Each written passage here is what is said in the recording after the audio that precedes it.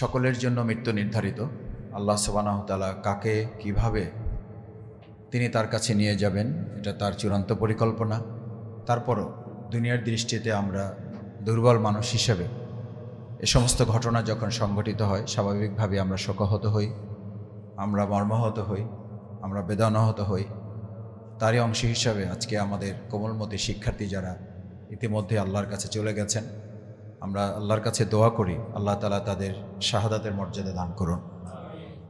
এদের মধ্যে অনেক শিক্ষার্থী আছেন যারা হয়তো জীবনে এখনও কোনো গুনাহই করেন নাই, পাপ করার মতো বয়সই তাদের হয় নাই। আমার মন বলে তাদের কারণে আল্লাহ তাআলা সবাইকেই মাফ করে দেবেন এবং তাদেরকে জান্নাতের উচ্চ মর্যাদা তাদের সবাইকে দান করবেন। রাসূল করিম সাল্লাল্লাহু আলাইহি ওয়াসাল্লাম তার হাদিসে বর্ণনা আছে, তিনি বলেছেন অগ্নিকাণ্ড বা এরকম বড় কোনো দুর্ঘটনায় যারা ইন্তেকাল করেন, মারা যায়, তাদেরকে আল্লাহ তাআলা শাহাদাতের মর্যাদা দান করেন। আমি বিশ্বাস করি আমাদের এই কোমলমতি শিক্ষার্থী, তাদের সাথে শিক্ষিকা, আপনারা জানেন একজন শিক্ষিকা প্রায় 50 জন শিক্ষার্থীকে বাঁচাতে গিয়ে সে নিজে শেষ পর্যন্ত মৃত্যুর কোলে ঢলে পড়েছেন। এটা আমাদের প্রিয় বাংলাদেশ, এটাই হচ্ছে আমাদের দেশের মানবিকতা। এই মানবিক বাংলাদেশী বিনির্মাণের জন্য আমরা সবাই মিলে চেষ্টা করছি। আমরা বিশেষভাবে সেই শিক্ষিকাকে স্মরণ করি। অনেক অভিভাবক আহত আছেন, অনেক উদ্ধারকর্মী আহত আছেন, স্বেচ্ছাসেবীরা আহত আছেন, তাদের সবার জন্য আমরা দোয়া করি। বাংলাদেশ জামাত ইসলামী ইতিমধ্যে অ্যাম্বুলেন্স দিয়ে আমরা সহযোগিতা করার চেষ্টা করেছি। এটা আমাদের দায়িত্ব, এটা আসলে সহযোগিতা বলা যাবে না। এই দুর্ঘটনার মধ্যে তো আমরাও পড়তে পারি, এই দুর্ঘটনা আল্লাহ না করুন আমাদের কারো উপর আসতে পারে। সেই জন্য আমরা যে কবিতাটা বলে থাকি, আসলে এটা কবিতাটা ইসলামের থিওরি। প্রত্যেকে আমরা পরের তরে, আমরা নিজের জন্য না, আমরা পরের জন্য। যদি আমি পরের জন্য করি তাহলে আল্লাহ আমাদের জন্য করবেন। সে কারণে জামাত ইসলাম অ্যাম্বুলেন্স দিয়ে সহযোগিতা করেছে। আমাদের সকল চিকিৎসক যারা এই রিলেটেড, এ ব্যাপারে যারা অভিজ্ঞ এক্সপার্ট আছেন, তাদেরকে এখানে 24 ঘন্টা নিয়োজিত থাকার জন্য আমিরে জামাত মহানগরী আমির নুরুল ইসলাম বুলবুল ভাই, আমাদের ঢাকা দক্ষিণের যে সমস্ত চিকিৎসকবৃন্দ আছেন তাদেরকে আমরা আহ্বান জানিয়েছি তারা যেন সার্বক্ষণিক সেখানে চিকিৎসা দেন। আমাদের ব্লাড গ্রুপ যেগুলো আছে, ছাত্র শিবির, জামাত ইসলামী, আমাদের সমাজ কল্যাণ প্রতিষ্ঠান যেগুলো আছে, তাদের মাধ্যমে যত রক্ত দরকার আমরা তাদের রক্ত দেওয়ার জন্য কালকে থেকেই যেখানে যা প্রয়োজন হয়েছে, এবং ডাক্তাররা বলেছেন 24 ঘন্টা পার হওয়ার পর মূলত এটা আরও বেশি কার্যকর হবে। সেটার জন্য আমাদের হেল্পলাইনগুলো চালু করে দেওয়া আছে। আলহামদুলিল্লাহ আমাদের পরিবারগুলো আমাদের সাথে কানেক্টেড আছে, আমরা তাদের সাথে কানেক্টেড থেকে তাদেরকে সব ধরনের সহযোগিতার আশ্বাস এবং সহানুভূতি তাদের পাশে দাঁড়িয়ে। কারণ একটা কথা আমরা সবসময় বলি যে দুঃখ দুর্দশা এটা যদি ভাগাভাগি হয় তাহলে এটা কমে যায়, আর আনন্দটা যদি ভাগাভাগি হয় তাহলে সেটা বেড়ে যায়। আসলে পরস্পরের কাছে যাওয়াটা, ঈদের সময় আমরা পরস্পরের কাছে যাই কেন? একটু ঘুমের ব্যাঘাত ঘটে, এই ব্যাঘাত ঘটার পর আমরা কেন যাই, বা উনি কেন রিসিভ করে আনন্দটাকে বড় করার জন্য।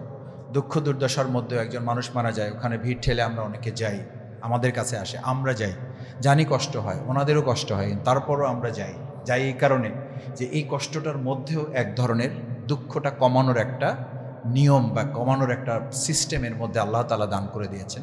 সেই জন্য আমরা আল্লাহ তাআলার কাছে বিশেষভাবে দোয়া করব। আমাদের মহানগরীর সম্মানিত আমির মূলত কথা বলবেন। আমরা আজকে বক্তব্যের জন্য প্রোগ্রাম নয়, আমরা আল্লাহর কাছে মূলত সাহায্য চাইব। আল্লাহ যেন আজকে যে ছেলে মেয়েগুলো, আমাদের শিক্ষার্থীগুলোর গতকাল হোমওয়ার্ক করার কথা ছিল, আজকে যাদের ব্যাগ কাঁদি নিয়ে স্কুলগুলোতে তাদের কলকাকুলিতে মুখরিত হওয়ার কথা ছিল, সেই সন্তানগুলো পরিবারের কথা ভাবলে আমাদের আজকে বক্তব্য দেওয়ার কিছু নাই।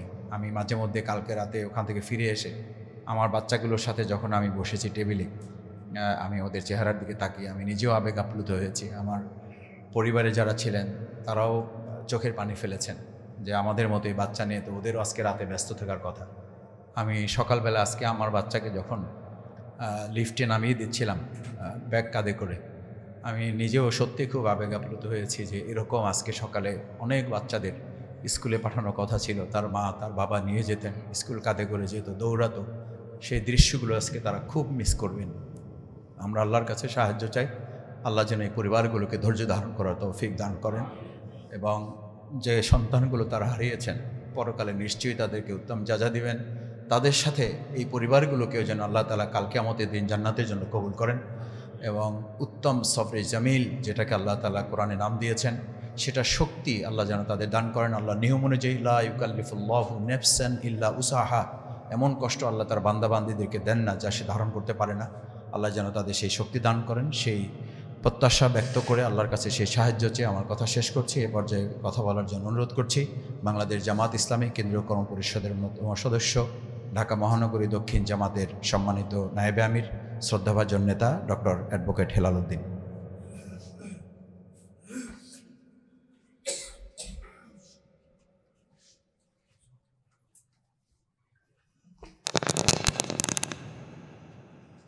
আউযু বিল্লাহি মিনাশ শাইতানির রাজিম। বিসমিল্লাহির রহমানির রহিম। বাংলাদেশ জামাত ইসলামী ঢাকা মহানগর দক্ষিণের উদ্যোগে আয়োজিত আজকের এই দোয়ার মাহফিলের সম্মানিত সভাপতি, উপস্থিত নেতৃবৃন্দ, সাংবাদিক বন্ধুগণ, সুধী মণ্ডলী, আসসালামু আলাইকুম ওয়া রাহমাতুল্লাহি ওয়া বারাকাতুহু।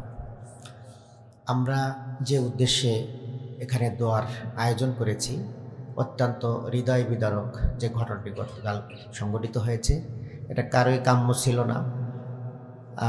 আল্লাহর পক্ষ থেকেই নির্ধারিত সেই দুর্ঘটনাটি হয়ে গিয়েছে। আসলে আমাদের বাংলাদেশটা এখনও অদ্ভুত রকমই রয়ে গেছে।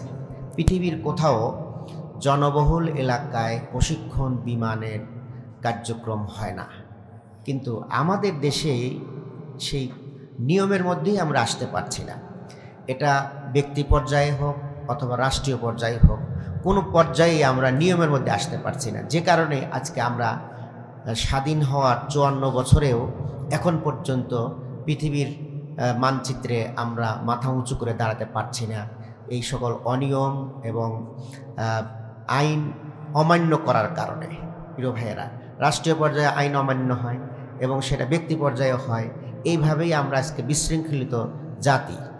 1988 সালে যে বিমান ঘাঁটি এখান থেকে সরিয়ে নেওয়ার কথা ছিল, সেইটা কোন কারণে সরল না, এবং সেই 88 সাল কোথায়, আর এখন 2025 সাল, এখনও কোনো সরকার, এত সরকার চলে গেলেন, কোনো সরকারই এটা মাথায় আনলেন না। এটা আমাদের বিশ্বাস করতে কষ্ট হয়।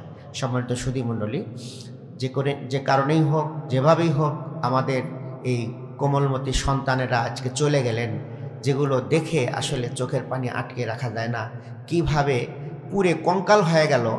আমি পত্রিকায় দেখলাম বেশিরভাগ শিশুগুলোই 9 থেকে 10, 11, 12, 13, 14 এই বয়সের মধ্যে।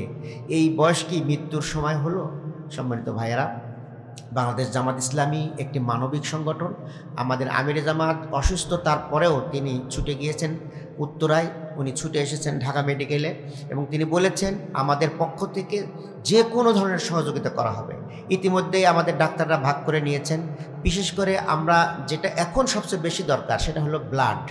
আমরা বলেছি ঢাকা মহানগর দক্ষিণ আমাদের যে ডাক্তার ভাইয়েরা আছেন, ওনারা ফ্রি ব্লাড দেওয়ার জন্য যে ক্রস ম্যাচিংয়ের যে টাকা দরকার, এই টাকাও ওনারা নেবেন না। আমাদের রিদম ব্লাড ব্যাংকে বলা আছে, সেখানে গেলেই ওনারা ফ্রি ব্লাড নেওয়ার ব্যবস্থা করবেন। এবং আপনাদের মাধ্যমে আমি জাতিকে বলতে চাই, যারা ব্লাড দিতে ইচ্ছুক তারা আমাদের কাটাবনে রিদম ব্লাড ব্যাংকে আসবেন। ঢাকা মেডিকেলেও আমাদের লোকজন কাজ করছে, সেখানে ব্লাড দেওয়া যাবে। এই রক্ত এখন সবচেয়ে বেশি দরকার। এইটা আপনারা সবাই মিলে যদি দেন তাহলে এই অভাব পূরণ হবে। আসুন আমরা সবাই মিলে এই ক্ষতিকে পুষিয়ে নেওয়ার জন্য আল্লাহর কাছে দোয়া করি। আল্লাহ আমাদের তৌফিক দান করুন, আমিন।